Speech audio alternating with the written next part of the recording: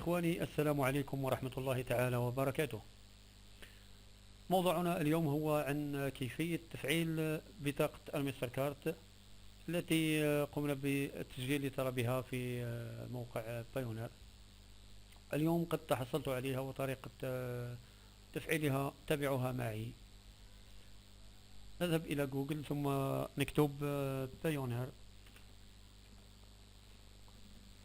هكذا. ندخل إلى الموقع ثم نضغط على كلمة الدخول. هنا نضع الإيميل الذي سجلنا به في هذا الموقع، وهنا نضع الكود ثم نضغط على انتري.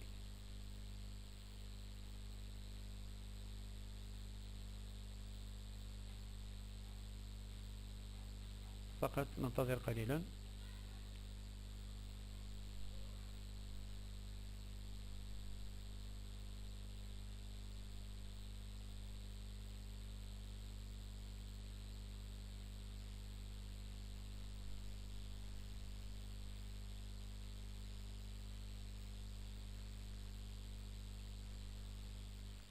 وهذا هو حسابي على البايونير.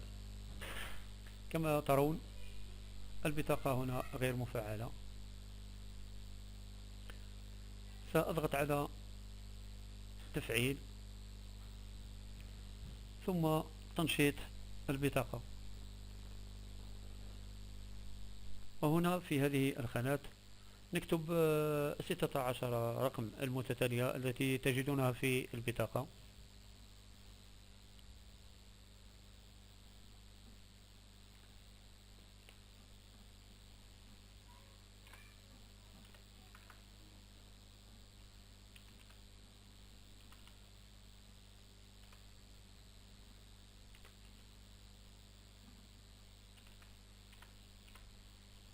هكذا. أما هنا إخواني فيجب أن تضعوا 4 أرقام وتعيدوا كتابتها هنا، لأن هذا الكود هو الذي ستستعملونه عندما تريدون سحب الأموال من الصرافات الآلية. ثم نفعل هذه الخاصية هنا، وهي سياسة وشروط الكوكيز، ثم نضغط على تفعيل.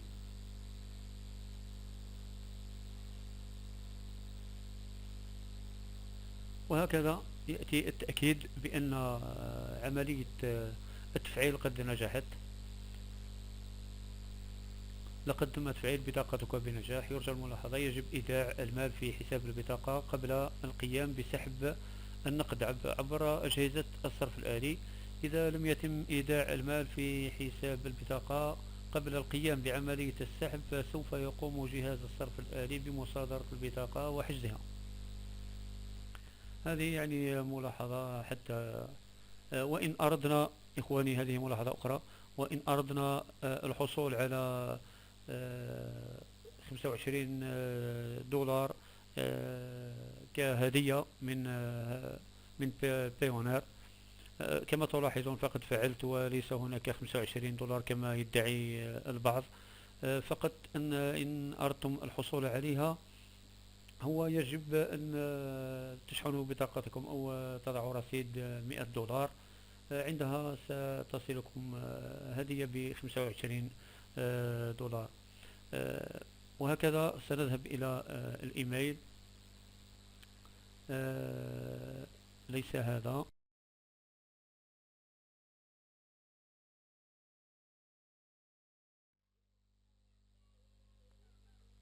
والآن إخواني أقول لكم السلام عليكم ورحمة الله تعالى وبركاته.